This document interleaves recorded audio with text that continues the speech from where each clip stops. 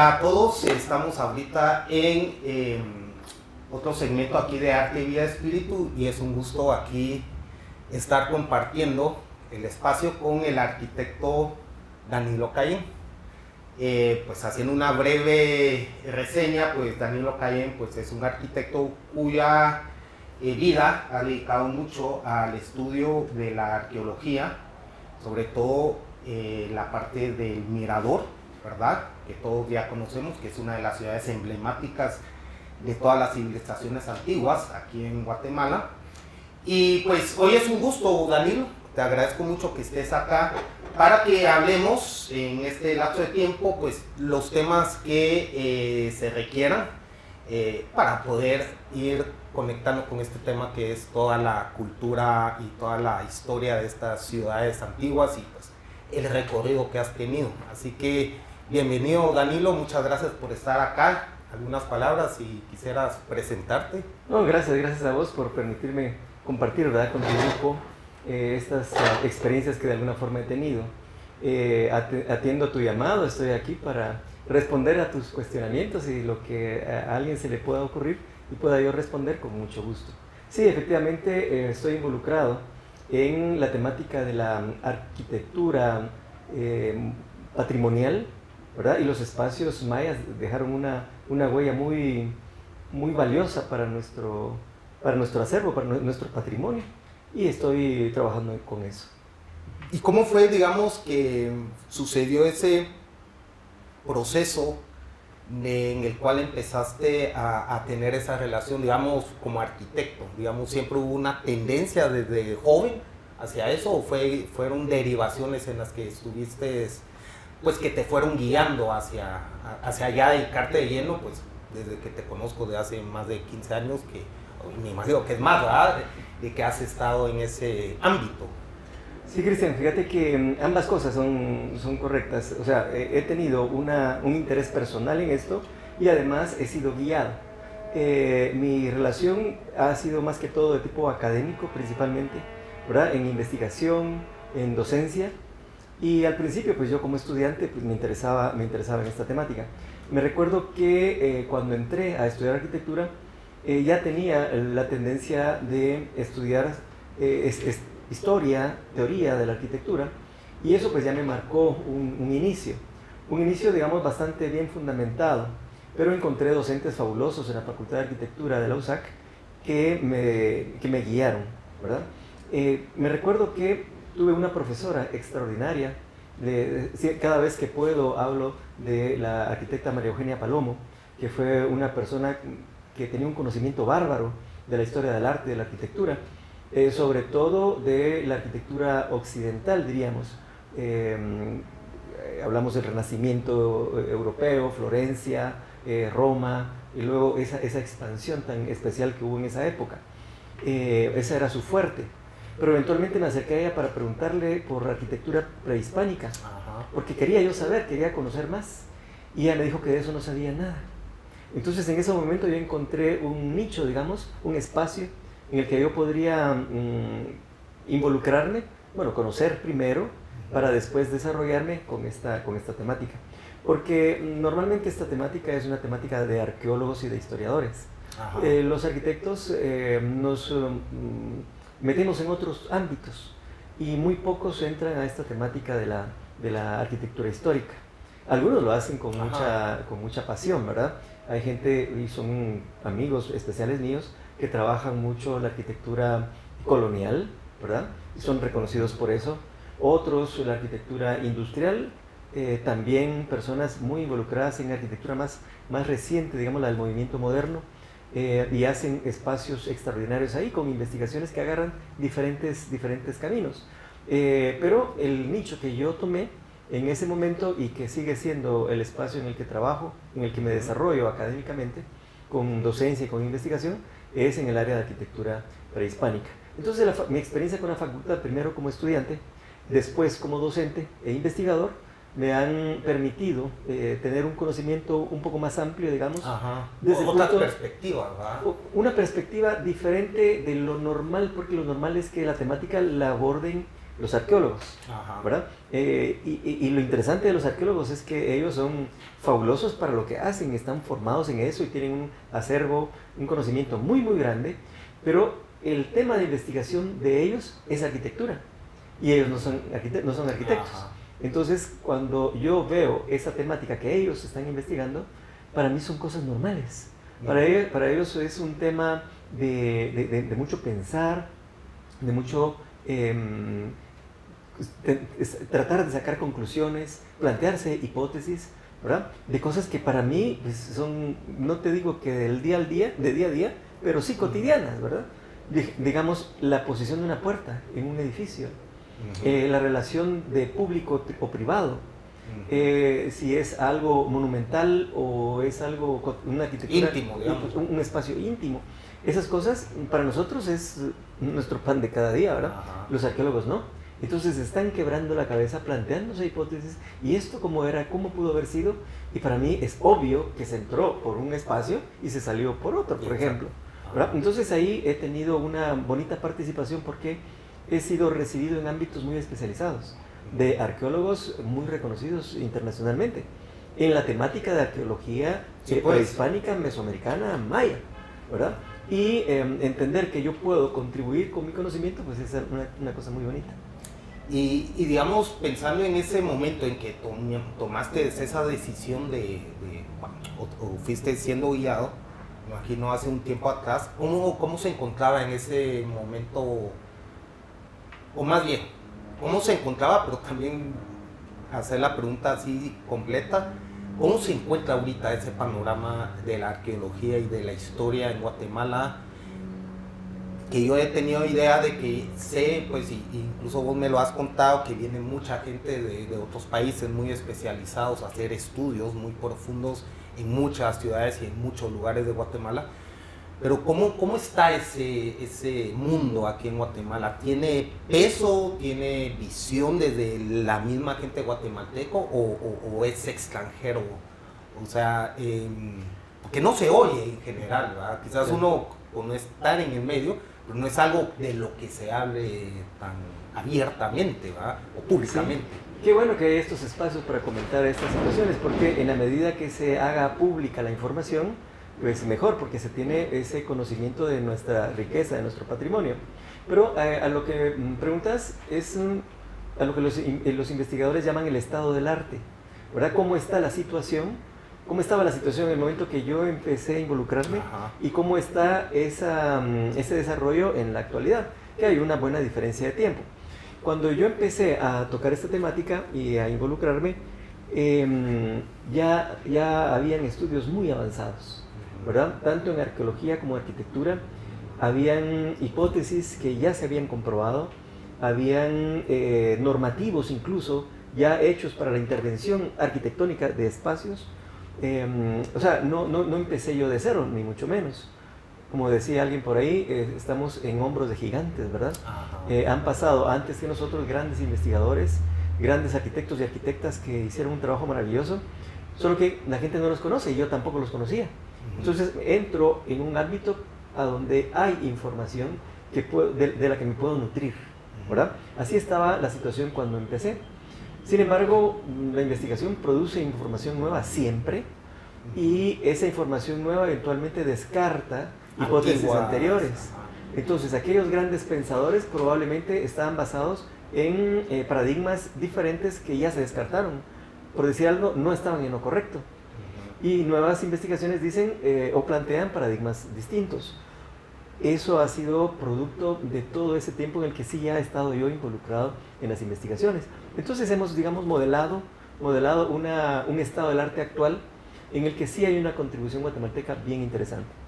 Me ha tocado participar en proyectos de investigación a donde hay gente muy especializada en temas que por supuesto no son los míos y mis temas no son los de ellos, pero somos compatibles. Por ejemplo, estuvimos trabajando el tema de los materiales constructivos, la roca y la cal, con personas altamente especializadas en sociedades pre-cal y post-cal. A veces nosotros decimos antes de Cristo, después de Cristo, o antes de un acontecimiento, una revolución. Pero en este caso el parteaguas es la cal.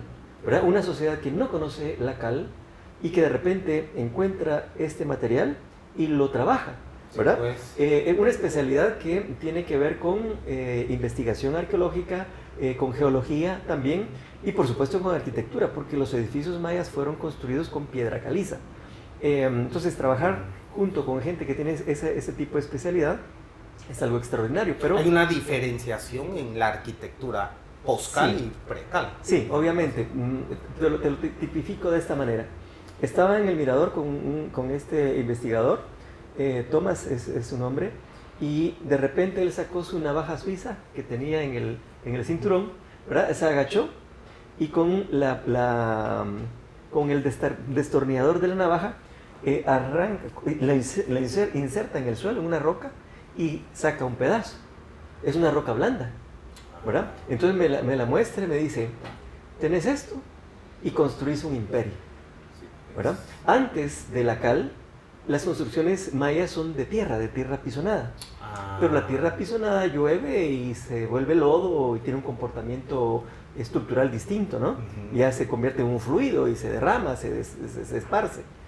Pero cuando se consolida con cal, ya mantiene su forma, y esa forma, como es más sólida, permite construir también arriba algo y arriba algo y arriba algo. Entonces se puede construir ya un edificio muy alto, ¿verdad? Tan alto que puedes construir los edificios más grandes del mundo en su momento, en el mirador, ¿verdad? Con piedra caliza, lo que no se podía hacer antes de la cal. Y esta piedra caliza se saca en bloques. En el caso de la piedra caliza, que era el ejemplo que te ponía de este contacto con investigadores de áreas distintas, toda la península de Yucatán estuvo sumergida bajo el océano por millones de años, en la época que no estaba conformado el continente americano como lo conocemos ahora. Estaba separada América del Norte de América del Sur, y todo ese puente que ahora conocemos como Centroamérica estaba hundido bajo el agua. Eventualmente fue emergiendo, subiendo la tierra, la piedra, o bajando el nivel del mar, ¿verdad? Entonces la península de Yucatán es una de las últimas áreas que emerge, ¿verdad? Y trae consigo todos los depósitos de los seres vivos que habitaron ese espacio subacuático, conchas, ¿verdad? De los crustáceos, ¿verdad? Y esos esqueletos son la cal, es un material orgánico. Es un material, o sea, la concha la hacen los... Sí, pues hecha de la queratina. Estos materiales que los moluscos utilizan para hacer su caparazón, depositados por millones de años, conforman ese tipo de suelo subacuático, pero cuando emerge, ¿verdad? Y esa que se convierte en la piedra caliza que conocemos nosotros. Pero entre piedra caliza y cal hay una diferencia, y es un proceso cultural. Cuando el ser humano agarra esta piedra caliza, la cocina a alta temperatura y obtiene un polvo maleable con agua, ¿verdad? Que puede modelar, y al solidificarse, al fraguar, ya se convierte en algo sólido, un cementante, ¿verdad? Exacto. Entonces esta piedra caliza que se convierte en cal es la que permite construir edificios. Ese proceso cultural hace la diferencia entre una sociedad pre-cal y una sociedad post-cal. Ya, interesante. Y viene, fíjate que ahorita que estás diciendo esto, es una pregunta que yo sé que es de primer grado para alguien que ha estado tanto tiempo como vos, pero nunca me lo había puesto a pensar, que uno tiene la idea en las pirámides, bueno, y yo siendo arquitecto también, ¿verdad? Pero uno ve las pirámides y bueno, están los bloques y todo, creo que es granito lo que usaban en la pirámide, no sé, ¿verdad? Pero me entra ahora la duda, es todas estas construcciones de mayas y como me decís la piedra caliza y todo, ¿cómo era ese proceso constructivo de alguna forma? Si hay alguna luz, o sea, van colocando los elementos, los van moldeando, cortan esta piedra y luego lleva algún proceso, o sea, ¿cómo? O eran, digamos, montículos de tierra que luego solo iban como que cercando ya solo alrededor con todo lo que vemos exteriormente.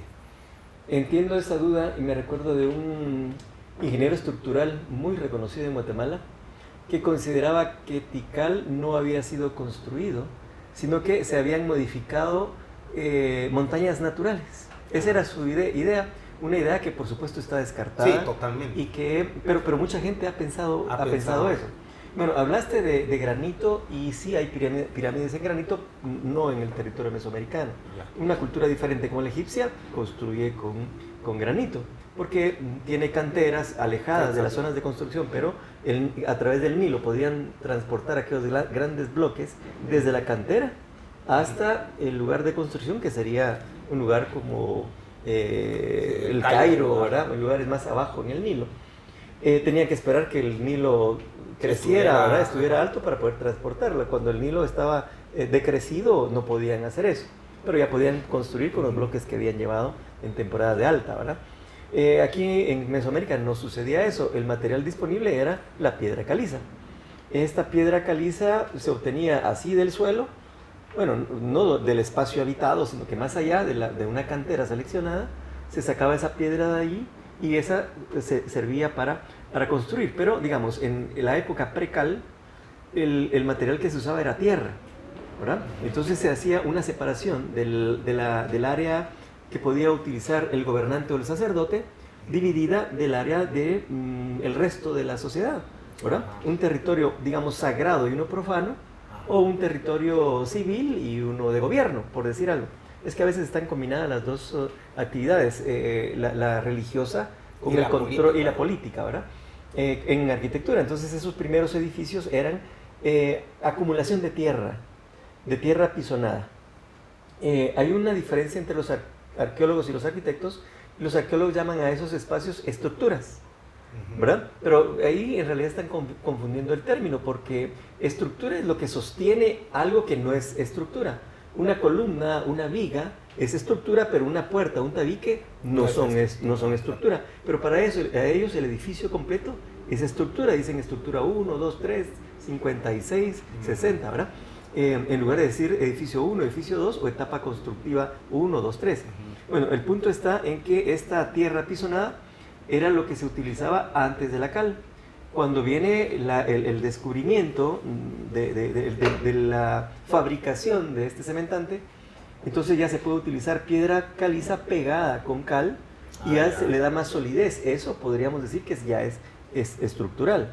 Y el sistema constructivo maya tiene que ver con una serie de muros de piedra caliza con cementante, que van formando celdas como cajuelas que se llenan de tierra, y esas se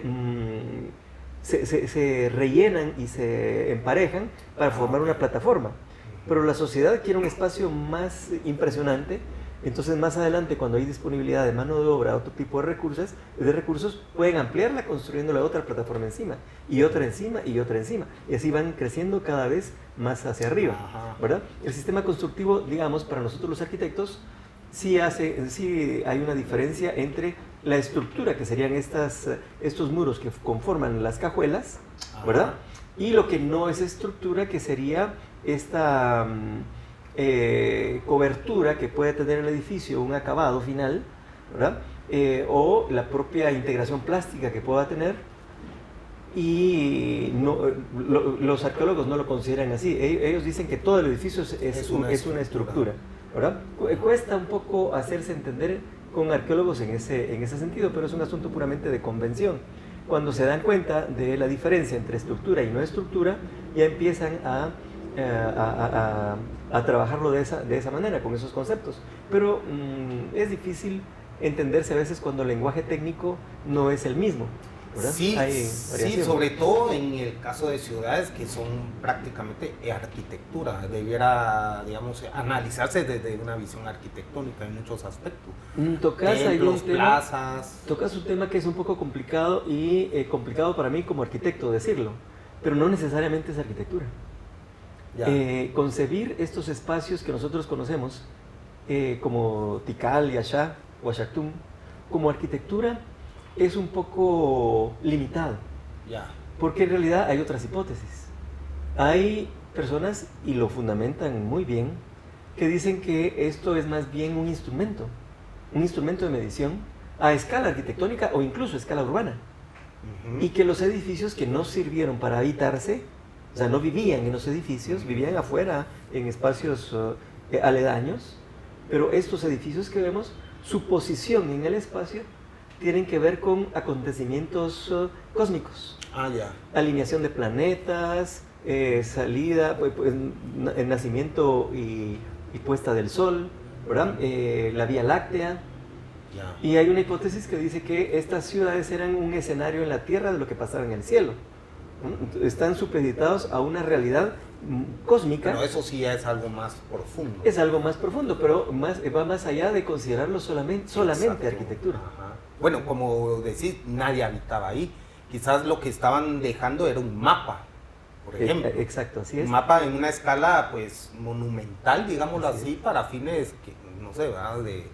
A futuro se fuera a observar o ¿cómo se llama? O interpretar.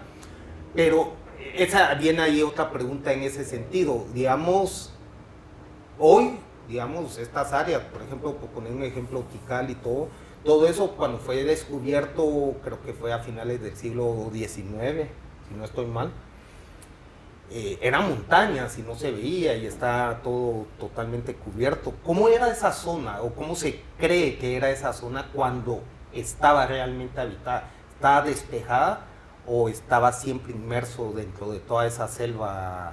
O sea, eran plazas abiertas con sus... O sea, ¿cómo era eso en vida?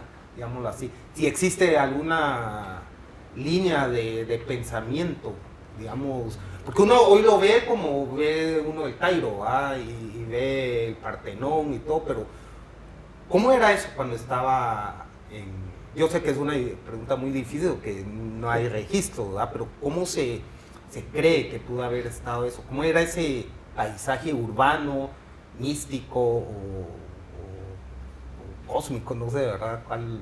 Sí, te cuento. Nos hemos apoyado en algunos dibujantes muy buenos que han reconstruido el espacio, el paisaje, digamos, con información obtenida de investigaciones no de arqueólogos, sino que de geólogos y eventualmente de botánicos o personas expertas en el manejo de la vegetación. Y así podemos entender, por ejemplo, que hubo en una época en la que todo era selva, y los seres humanos transitaban por ahí, en una época que no existía el concepto de ciudad, o sea, eran grupos nómadas, ¿verdad? Y empiezan a convertirse en sedentarios cuando llegan a territorios que les ofrecen los nutrientes suficientes como para no tener que andar cazando lejos y cada vez más allá, transitando por el territorio, permanecer como grupos sedentarios. Cuando sucede esto, hay una relación, digamos, de equilibrio entre naturaleza y actividades culturales humanas de grupos sedentarios.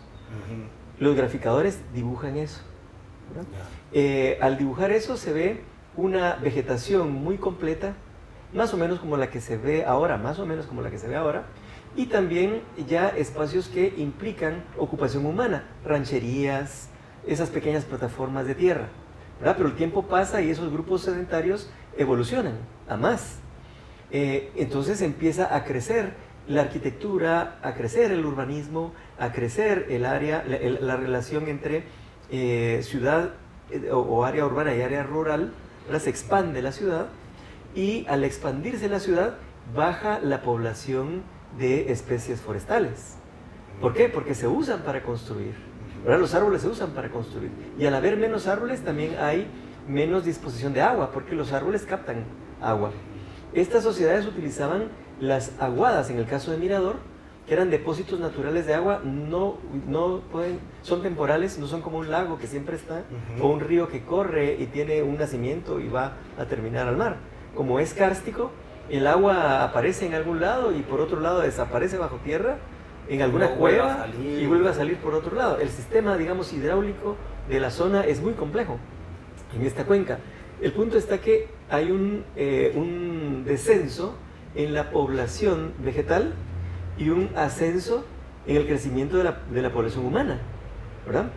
Llega un momento a producir un desequilibrio fatal cuando por construir templos más grandes se deforesta más el bosque o la selva, se quema esa madera para obtener piedra, para hacer la cal, se hacen esos grandes edificios y la naturaleza empieza a ser menos suficiente para mantener a la población. Entonces vienen temporadas de decadencia, ¿verdad? Decadencia que puede ser producto de tal vez una epidemia o tal vez un conflicto social, un problema con un gobernante que parece ser que no gestiona los recursos de una manera eficiente porque hay menos agua, ¿verdad? O que la plantación de maíz no da mazorcas lo suficientemente buenas para nutrir a la población. O sea, es una decadencia, y después otra y otra y otra las tenemos registradas, y esas huellas son las que los dibujantes regeneran el paisaje, ¿verdad? En función de esas huellas.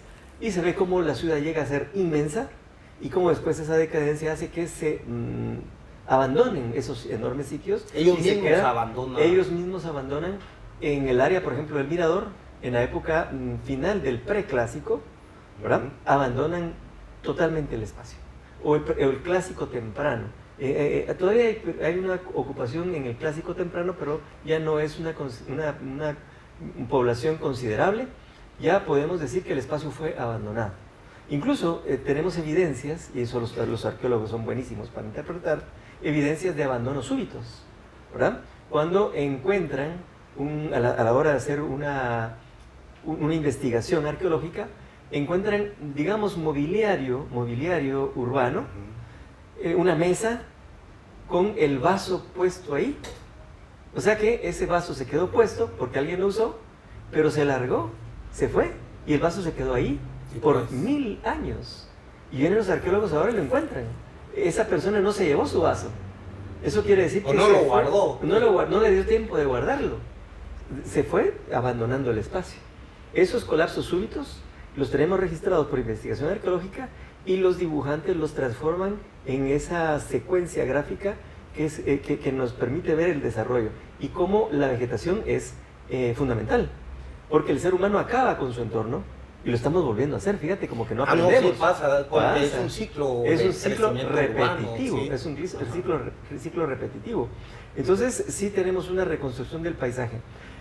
Entonces, recapitulando para tu pregunta, el espacio originalmente era selvático, podríamos decir una selva primaria.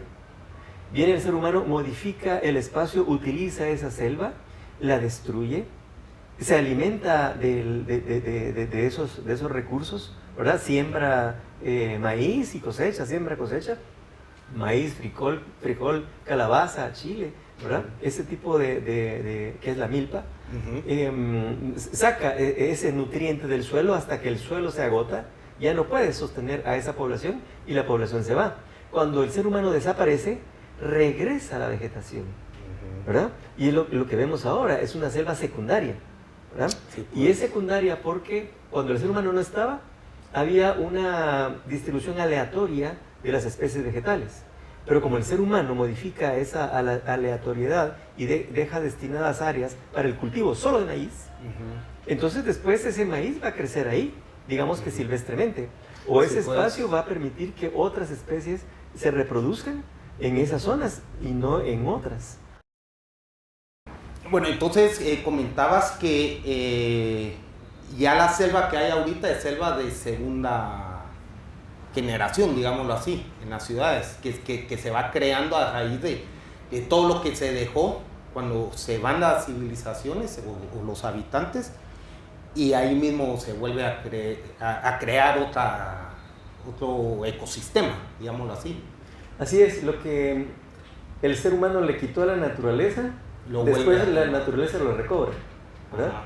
Entonces esto que vemos ahora es una población biótica de selva tropical, pero no es la selva original, ¿verdad? Es una selva que reocupa el espacio. Es un tema muy interesante porque permite encontrar con fotografía satelital, por ejemplo, analizando, ¿verdad?, las densidades, las poblaciones de vegetación, las zonas que tienen una concentración más alta de vegetación de uso humano. Por ejemplo, en el área del Petén, las selvas tenían un 90% de especies de uso humano. En la Amazonía es al contrario, un 10% de poblaciones vegetales de uso humano. Eso quiere decir que el área del Petén estuvo ocupada por humanos. Sí, pues. Por eso esa selección de especies que el ser humano podía usar, y esas fueron las que se quedaron cuando los seres humanos se desplazaron y abandonaron esos espacios. Esas especies que ellos habían dejado fueron las que se multiplicaron. Ya.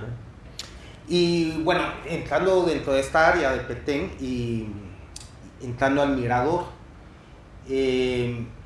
bueno, no tengo muchas preguntas, ¿verdad? Pero ahorita al menos para algunas, ¿verdad? Se habla mucho del mirador, de hecho se considera que ahí están las estructuras más grandes del planeta. ¿Qué fue realmente el mirador, digámoslo así? O sea, ¿a qué? Porque se habla de mayas, olmecas, toltecas y bueno, voy a decir nombres solo un poco así al azar, pero todo lo que era, era la península de Yucatán. Pero ¿qué fue realmente el mirador? Digamos, ¿tenía alguna relación con las otras ciudades? Por ejemplo, Tikal y todo eso, ¿era todo un enclave urbano, digamos, por poner un término?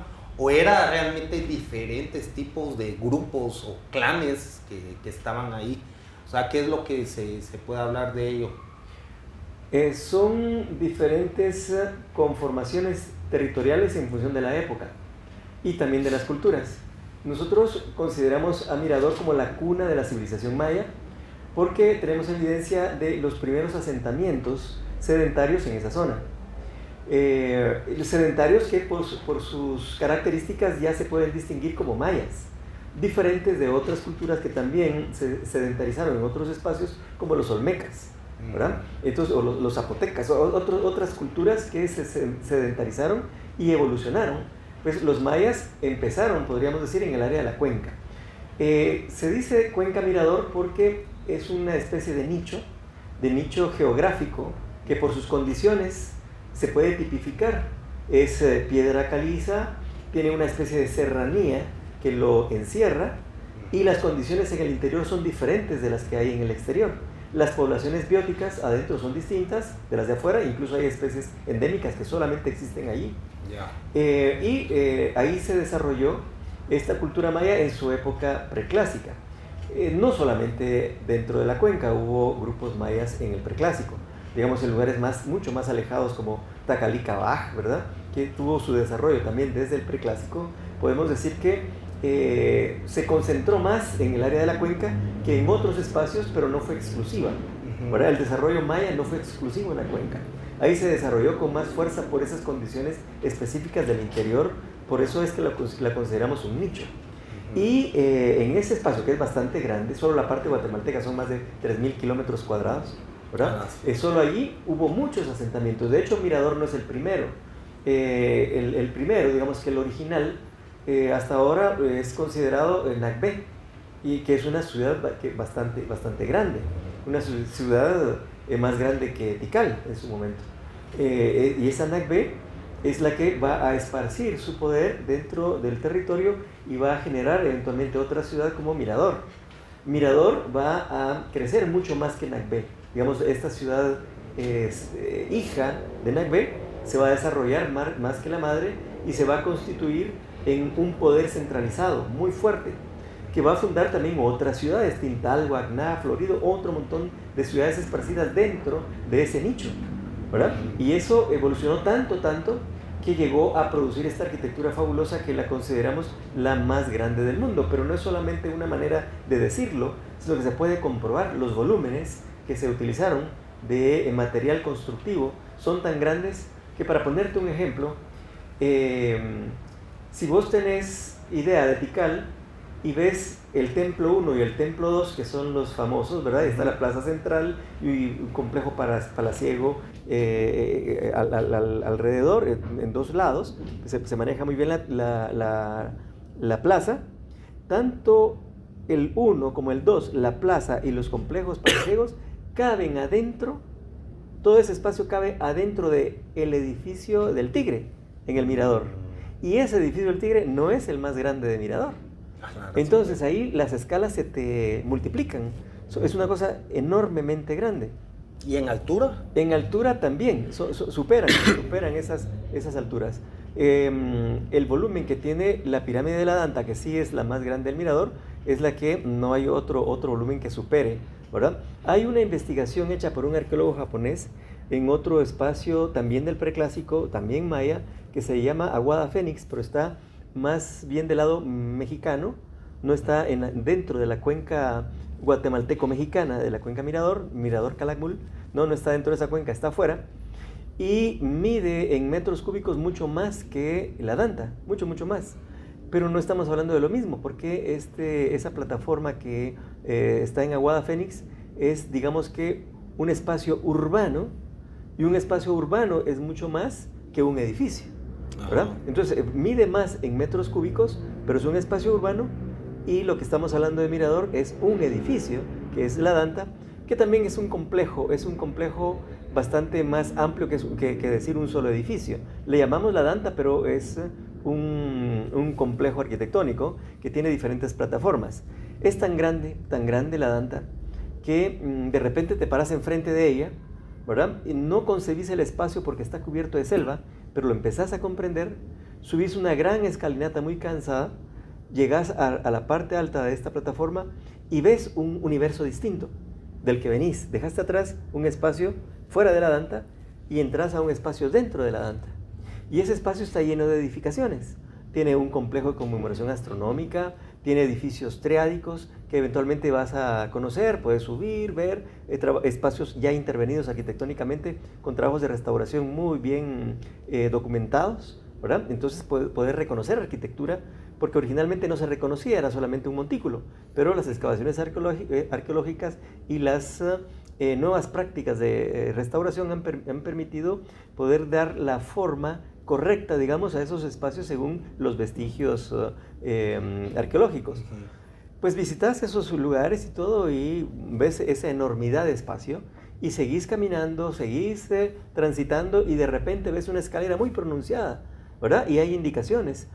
Subiste esa escalera pronunciada y es un universo diferente, ¿verdad? Lo visitas también, lo conoces, transitas por ese otro espacio y de repente ves una escalera muy grande y llegas a otro universo, ¿verdad? Y cuando subís a ese tercer espacio, de repente ves una pirámide ahí arriba y decís, esa es la Danta. No, desde hace rato venís en la Danta, pero perdés la escala, ¿verdad? Es como una hormiga que no sabe si está caminando en el suelo o está caminando en la mesa, ¿verdad? Así como a escala hormiga somos nosotros en función de esa escala arquitectónica tan inmensamente grande. Y fíjate que estos mayas de esa época, como concebían el espacio en función de lo que sucedía en el cosmos, no pensaban en un edificio triádico, que quiere decir un edificio que tiene tres puntas, ¿verdad? Sino que en 3 complejos triádicos que se repiten a una escala de 13 ciudades, ¿verdad? Y va el 3 como fractal de un pequeño espacio a un espacio mayor, 3, así en escala. Creciendo, de tal manera que ocuparon el territorio. Y esos espacios están interconectados con calzadas. Entonces lo que hay adentro de la cuenca Mirador es el primer estado del continente americano interconectado con calzadas, ¿verdad? Con las construcciones más grandes del mundo.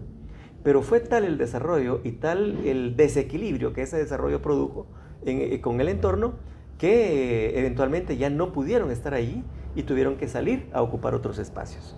Entonces, cuando me preguntaba sobre Tikal, Yaxha y estos otros lugares, son lugares que tal vez, seguramente tuvieron ocupación en el preclásico, pero no estaban adentro de la cuenca. Cuando la gente se desplaza de la cuenca hacia afuera, abandonando sus ciudades, va a ocupar estos espacios afuera de la cuenca y produce un nuevo desarrollo.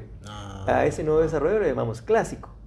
Y ese desarrollo en el clásico va a ser increíble, va a ser fantástico, pero nunca va a alcanzar el grado de desarrollo de la fuerza que tuvo en el preclásico.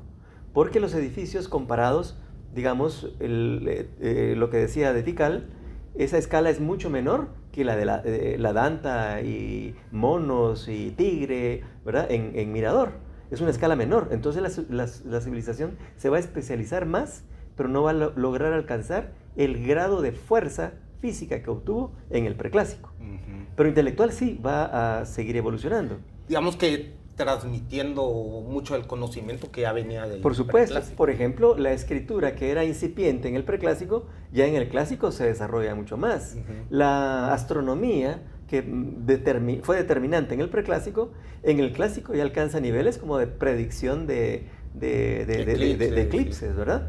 De lunaciones, del movimiento de Venus, ¿verdad? Un desarrollo mucho más evolucionado. Pero ese desarrollo del clásico también va a colapsar.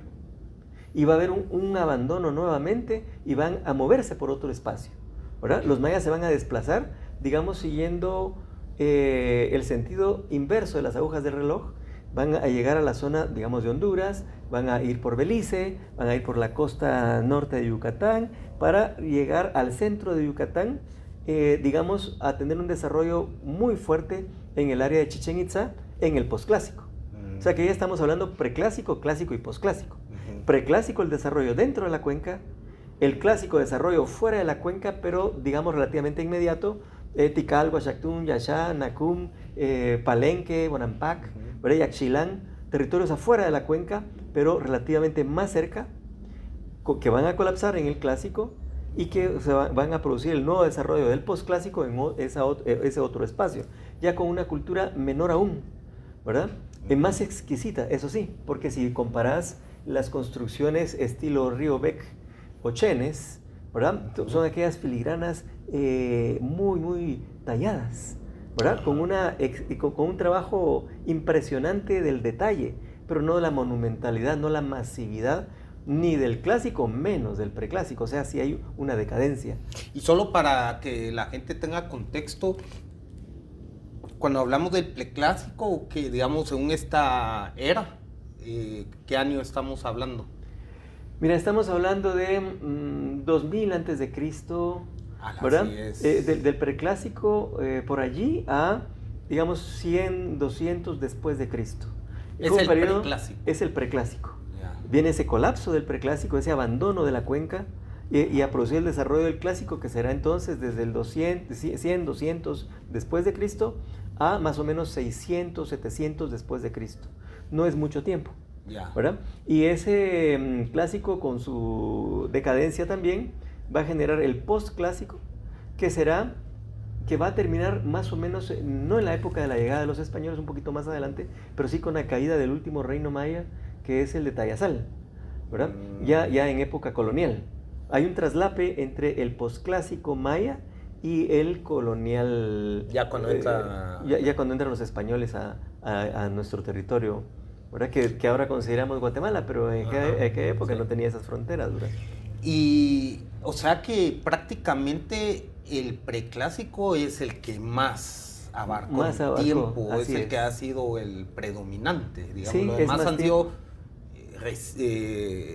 digamos, han sido derivaciones, pero a raíz de lo que vas comentando de las transformaciones que sufren, digamos. Así es, pero fíjate, como lo que descubrieron primero los exploradores fueron espacios del clásico como Tikal, se creó la idea de que ese fue el momento de auge.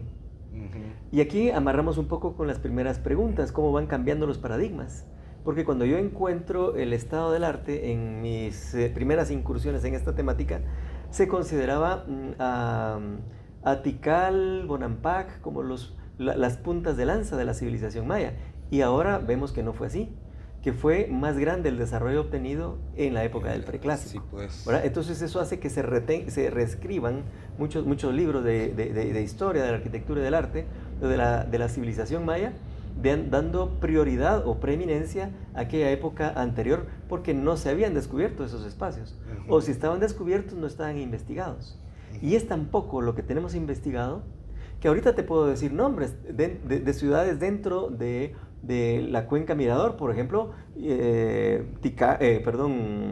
Mirador, Nacbé, Guagná, Florido, Tintal. Esos son espacios que fueron ciudades muy grandes en su época, pero te estoy contando con los dedos.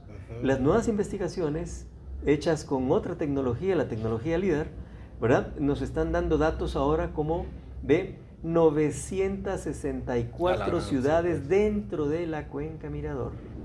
Estamos hablando de un estado poderoso, el Reino Can, que alcanzó ese grado de desarrollo tan grande, pero como fue abandonado y la selva lo cubrió todo, ya no es fácil distinguir eso. Y eso es lo que hacemos con los estudiantes de mi facultad, con el curso Análisis de Arquitectura Prehispánica, ¿verdad? Y espero que nos puedas acompañar en esta experiencia. Sí, así, de hecho eso vamos a hablar ahorita de los viajes al Mirador. Sí, sí, porque con eso los estudiantes pueden tener, y todos los participantes, pueden tener un encuentro con los espacios que alguna vez tuvieron ese desarrollo tan grande, pero ya no se reconoce. Porque nos metemos en la selva y lo que vemos es vegetación. Y caminamos viendo el suelo y de aquí para allá, nos cansamos, es una actividad extenuante, pero es hasta el final del recorrido que empezamos a reconocer, ya por el ojo entrenado, que todo lo que hemos caminado han sido espacios urbanos y arquitectónicos. Sí, pues. Que por el momento así se va a mantener, o sea, no existe, o en su momento se piensa algún día excavar o hacer más excavaciones, o se va a preservar de esa forma, o cuáles son los protocolos ahí a nivel arqueológico que se llevan a cabo, que me imagino que son protocolos que se llevan a nivel académico o científico ya pues internacionalmente, o qué se hace ahí. No hay planes de intervenir en un territorio tan amplio y que tiene construcciones tan inmensamente grandes. No hay capital que aguante ese tipo de intervención. Y sí hay protocolos, primero los que se han establecido internacionalmente con acuerdos con UNESCO, por ejemplo, ¿verdad? O ICROM, que son entidades que se ocupan de legislar la temática en función de los avances de la ciencia, de la tecnología, y que te dictaminan parámetros de lo que puedes hacer y lo que no puedes hacer un espacio de este tipo. Por ejemplo, se sabe que cualquier intervención que hagamos en la contemporaneidad debe tener un carácter reversible. O sea, no podemos intervenir un edificio con algo que después no podemos quitar. Ajá. Y eso hace una diferencia como se restauraba en tiempos que se restauró Saculeu. Porque la restauración en Saculeu, que cuando llegas a Saculeu ves una ciudad completa, ves las plataformas, ves los habitáculos arriba, las celas, ¿verdad? Las puertas, los ingresos, lo ves evidentemente porque ahí está, pero se utilizó concreto, se utilizó cemento para hacer eso. Eso no es reversible. En aquella época no estaba legislado. Y Guatemala se adhiere a esos acuerdos internacionales que tienen una legislación mucho más severa de lo que se puede y no se puede hacer. Entonces ahora tenemos que respetar esos protocolos, ¿verdad?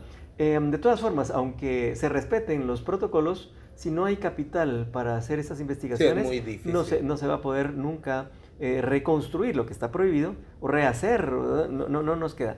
Pero sí hay formas de recuperar esa información o de recuperar el carácter que estas ciudades tuvieron. Y ahí nos ayuda la tecnología, ¿verdad? Desde el dibujo a mano, con representaciones gráficas de grandes arquitectos y arquitectas como Tatiana Proskuriakov, que si ves los dibujos de Tatiana, entendés la ciudad, entendés el edificio. Pero si vas al espacio que ella dibujó, no se reconoce nada. Porque la habilidad de ella fue transformar la información que tenía como arquitecta, ¿verdad? Y rehacer hipotéticamente estos espacios, pero sin intervenir en ellos. Bueno, ella no intervenía, su proyecto de investigación sí, pero ella no. Entonces ella hace grandes reconstrucciones a mano, pues, con papel y lápiz. Pero la tecnología de la graficación en arquitectura ha evolucionado tantísimo y ahora tenemos cosas que eran inimaginables, como, por ejemplo, rehacer un edificio, una ciudad, en realidad virtual. Ajá. Y tenerla en tu pantalla, ¿verdad? Sin tener que ir al sitio. O incluso trasladar esa realidad virtual a una realidad aumentada en tu propia mano. Y me imagino que incluso sistemas para escanear bajo tierra, ya, no sé si por ondas infrarrojas o sonoras o... Esto del bajo tierra, aprovechando tu pregunta, que va orientada más bien a la tecnología de investigación o de registro o de prospección del espacio, yo le voy a dar otro énfasis a tu pregunta. Lo que conocemos de la ciudad o de los edificios mayas, o de la arquitectura y del urbanismo, tiene que ver con lo que hay de la superficie hacia arriba. Eventualmente de la superficie del edificio hacia dentro del edificio, y reconocemos, por ejemplo, que el edificio fue creciendo.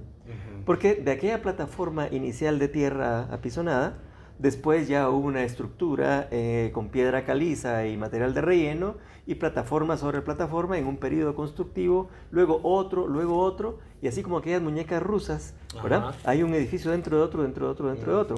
Después colapsan porque los edificios son abandonados, la selva llega, las raíces de los árboles entran, esos árboles crecen, las raíces se hinchan, empujan, desplazan la piedra hacia afuera, la lluvia erosiona y el edificio se deforma totalmente y ya solamente ves una montañita, ¿verdad? Le llamamos a eso un edificio monticulado. Entonces vienen los arqueólogos y hacen una cala y logran entrar a el interior de ese edificio, pero encuentran cosas muy extrañas. Por ejemplo, materiales constructivos o vestigios de técnicas de elaboración de cerámica de una época diferente y otra diferente más abajo y otra diferente, y así van datando, van encontrando las fechas. Eso es lo que estamos acostumbrados a entender de los edificios, ¿verdad? Del interior de los edificios. Pero, ¿qué pasa en el subsuelo? Y lo que se está investigando ahora le vuela la cabeza a cualquiera. Estuvimos con un investigador mexicano, Guillermo de Anda, que hace investigación subacuática. Y en el caso de Chichén Itzá, que están los cenotes y está el agua abajo, él ha descubierto la relación entre un cenote y otro cenote con comunicaciones subacuáticas. Entonces, haciendo espeleología combinada con buceo, ¿verdad? Se mete debajo de esos pozos y navega o nada siguiendo esos cauces subterráneos del agua, ¿verdad? Y llega a la base de otros edificios. Y resulta que muchos edificios, como el castillo de Chichén Itzá, está sobre un cenote, que el edificio fue construido como tapadera de ese cenote y deja entrar al edificio la luz al fondo de ese cenote en una época específica, que tiene agua en su superficie, pero ahí abajo la tierra, ¿verdad? En el subsuelo, y esa agua refleja la luz en las paredes en determinadas fechas, y hay registros gráficos en función de las fechas en el interior. Imagínate eso.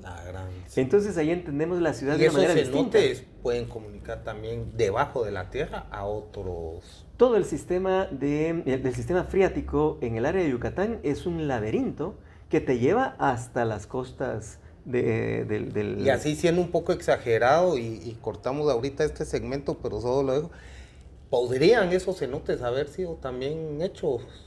No, construidos no, pero utilizados sí.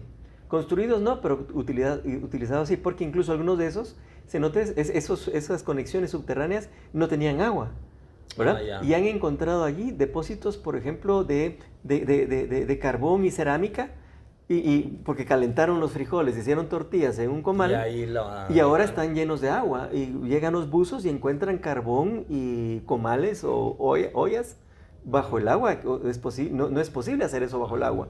Fue hecho en una época en la que no estaba inundado ese paso.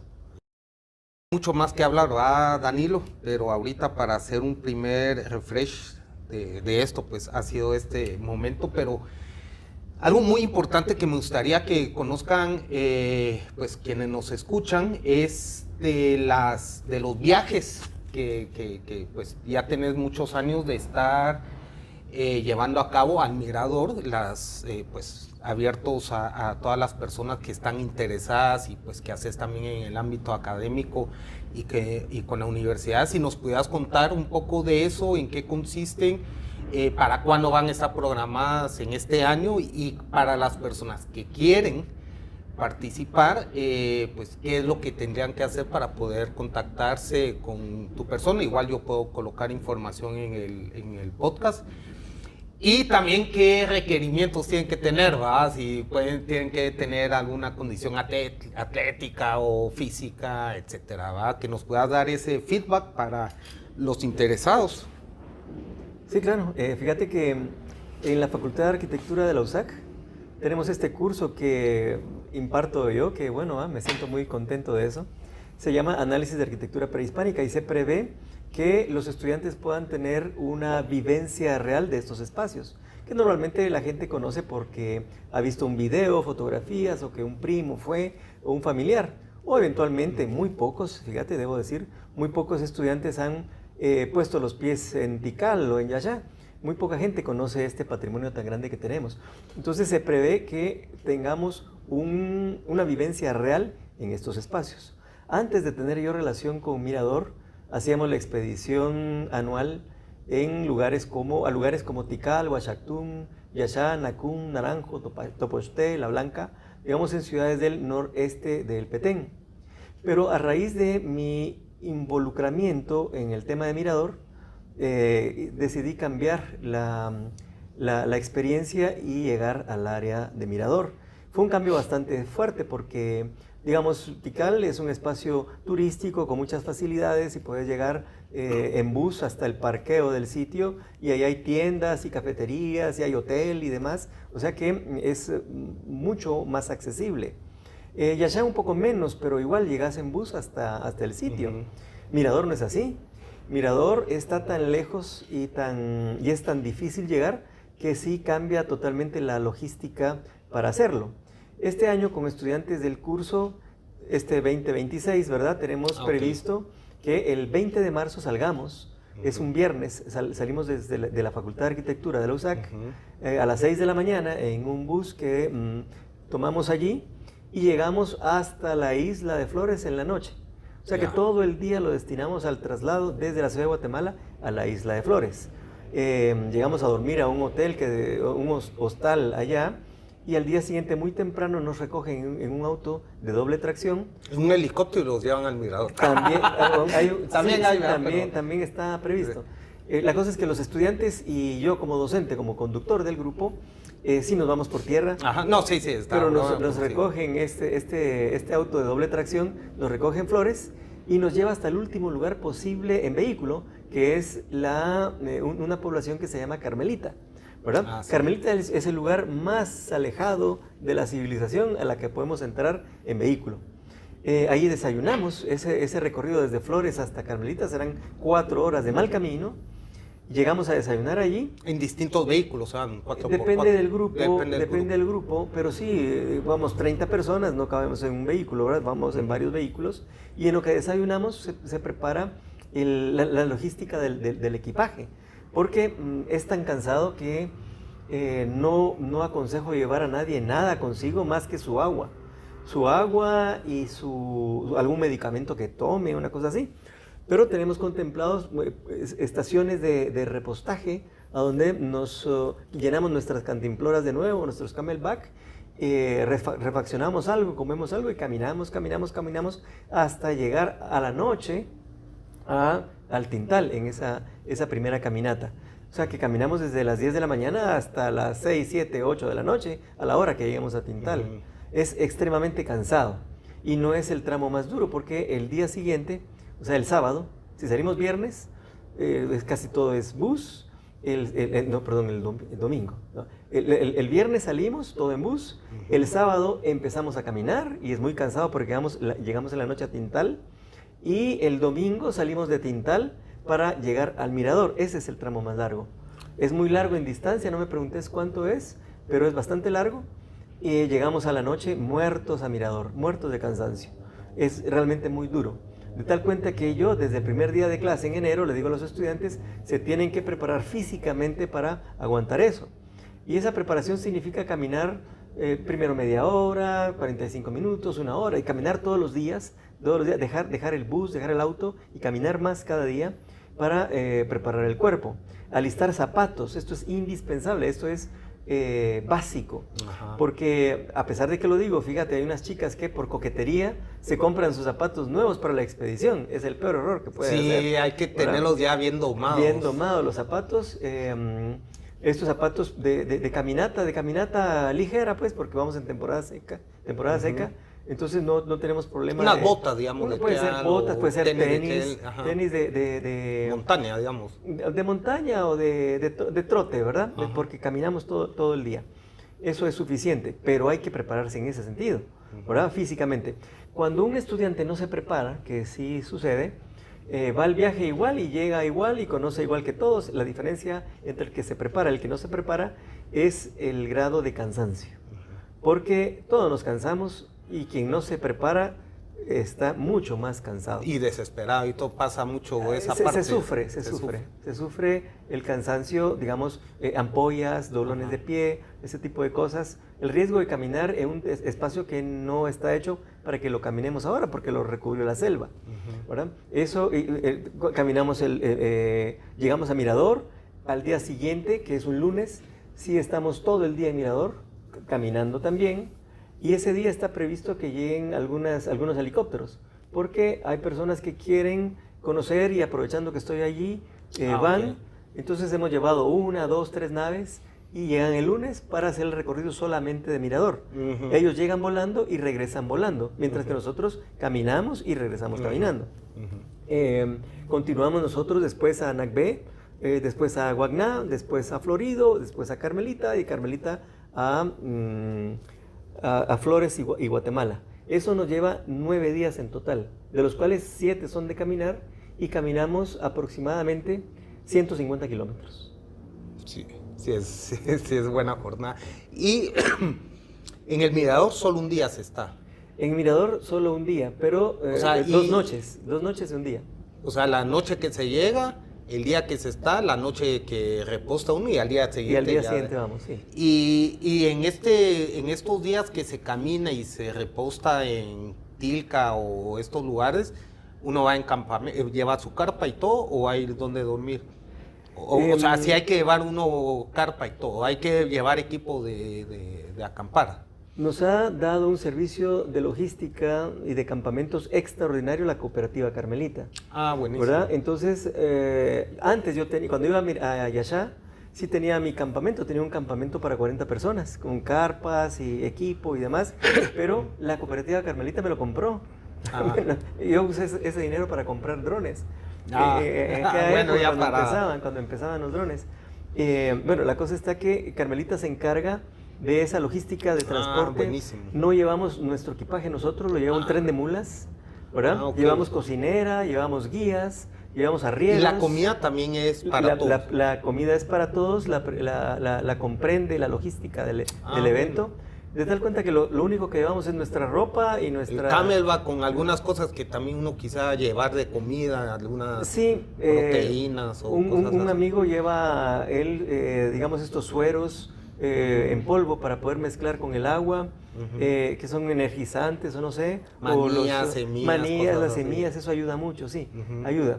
Pero sí están previstas refacciones y desayuno, almuerzo, cena de parte de la cooperativa y es extraordinario el servicio que nos han dado. Y es gente de la cooperativa que va acompañando también.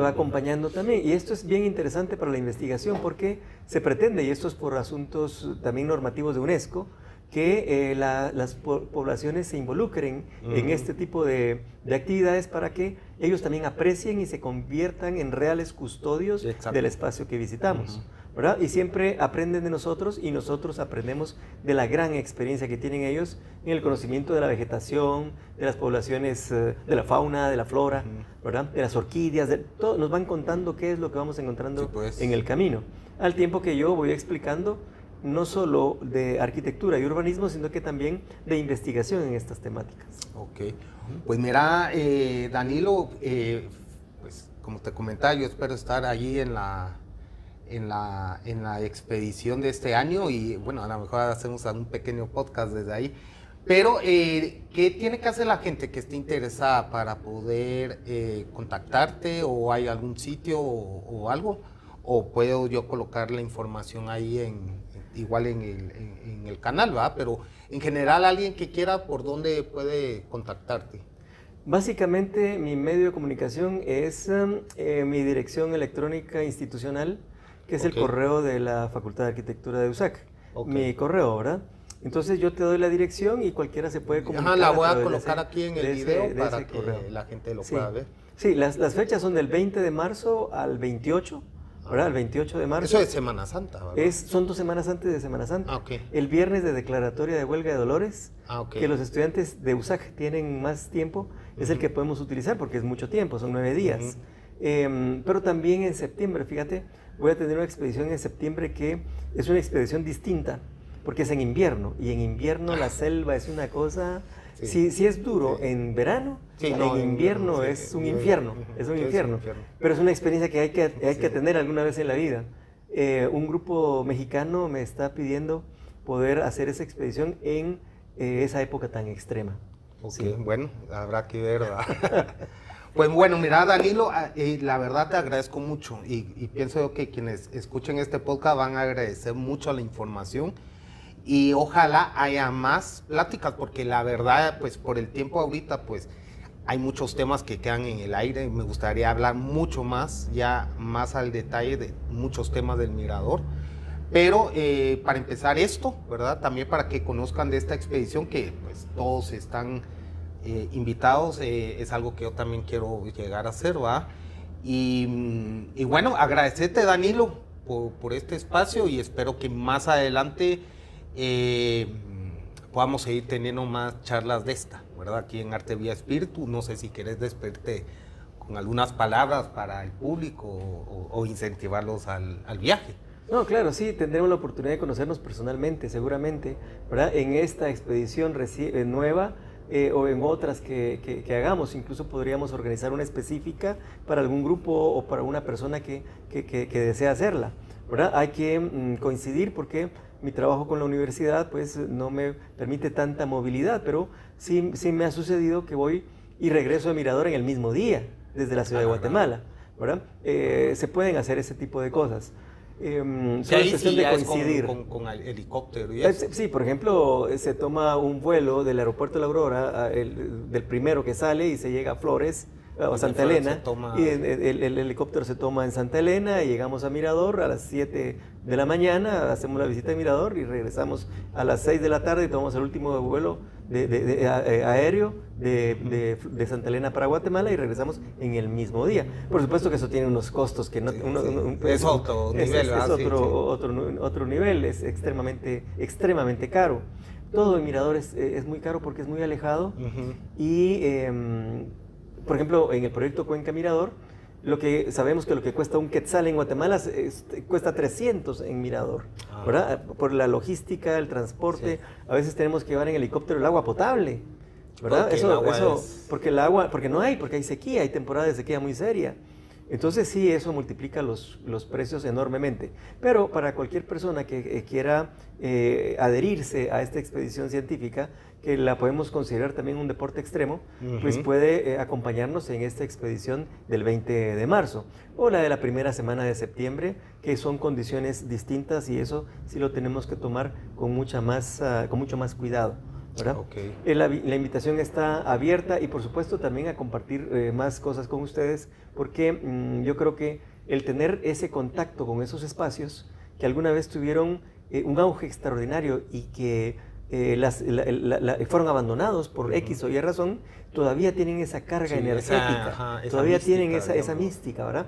Y sentirla, percibirla, no solo con los ojos, con la piel, no solo con los sentidos, sino que con sentidos más, no alterados, pero más sensibles, y no sabemos que existen, pero sí tenemos esa capacidad sensación de ver más allá. Sí, esa capacidad, eso se siente en el lugar. Y es una cosa impresionante. Yo creo que podemos hablar mucho más de eso. ¿Verdad? Perfecto, Danilo, muchas gracias, y estaremos ahí más adelante con otras charlas. Cristian, gracias por esto, y seguiremos compartiendo, por supuesto. Buenas tardes a todos, o buenos días. Chao.